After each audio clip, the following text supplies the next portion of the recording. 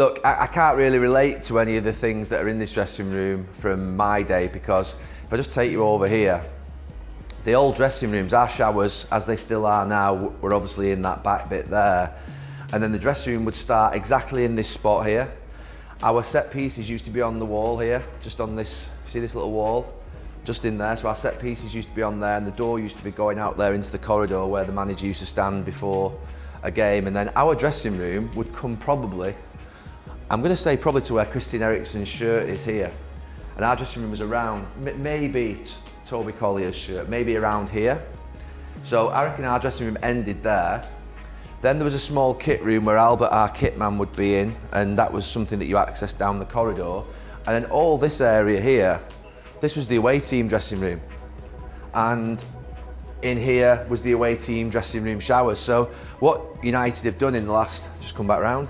So what United have done in the last maybe 5, 6, 7 years is they've recognised that the dressing room here for the home team for United is not big enough. So they've taken up and swallowed up the whole of the away dressing room as well, and they've shoved the away team over the far side of the tunnel, so they come out over the other side. We used to come out in the same area, which I used to think worked for us. Obviously back in the day, if you think about coming to Old Trafford, it was quite intimidating, and we used to come out in the same little corridor, and teams obviously would sort of be more worried about coming to Old Trafford than we would be. So yeah, completely different, and they've obviously got this sort of like arc shape, which I think a lot of the modern dressing rooms have, and they've got the names up above on the dressing room walls. We never had that, we just had hooks, similar to the ones that are there now, and like our shirts would just be, you know, this layout of shirts and this layout of sort of kit was exactly how we used to have it. And then we'd have, obviously our shirt wouldn't be hung up actually, it was put down here, and I used to hang mine up. So you look at Bruno's here, so that's the shirt that he's going to wear today against Arsenal. I used to have mine that way. I'm sure that they will as well. Some of them will play around with it. But I mean, the thing for me about the dressing room is that I didn't spend a lot of time in it before a game. It sounds absolutely crazy.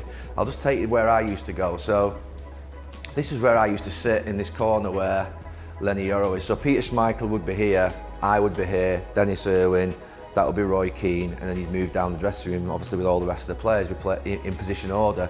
But I used to come in here, get changed in this corner, and I used to walk out. I'll just see whether this door's open. So this used to be the corridor, and then there used to be a door here.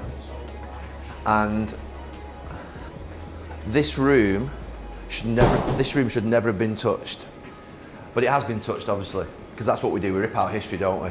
So this used to be the players' lounge, where there used to be a little corner over there beyond that wall, and there used to be a plaque on the wall with all the players who played for their countries, whether it was playing for Argentina or that it was Bobby Charlton playing for England, or you know, whoever it would be, Martin Buchan playing for Scotland. So yeah, this was the players' lounge. I used to come back in here and sit in here in this corner. Obviously it wasn't a kitchen, it was a nice little lounge area, just to get away from the dressing room, because the lads in there were obviously watching the television, they'd be kicking balls around, they'd be listening to music or different things. I just wanted peace and quiet, so I think Scholesy sometimes would come and sit in here, and a couple of the other lads that wanted a bit of peace. So yeah, I didn't spend a lot of time in the dressing room before the game, but this has all changed again. This has become like a warm-up area now.